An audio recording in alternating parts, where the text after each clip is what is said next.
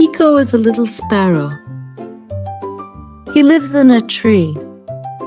Mama bird is always with him. This morning is windy, and Piko is alone. Look, Piko, there's a fig on the branch. Piko is walking towards the fig tree. Oh, no!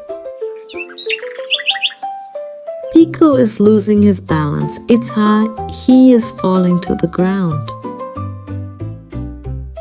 Hey, that's Leo and Snowball. Leo takes the bird in his hand. Piko is scared. Leo puts it inside his bag.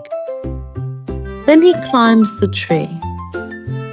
Leo puts Piko in his nest. Then the mother bird is coming. Thank you, he says. Leo smiles. Piko is so cute, he says. Piko and his mother are very happy. Leo and Snowball are also very happy.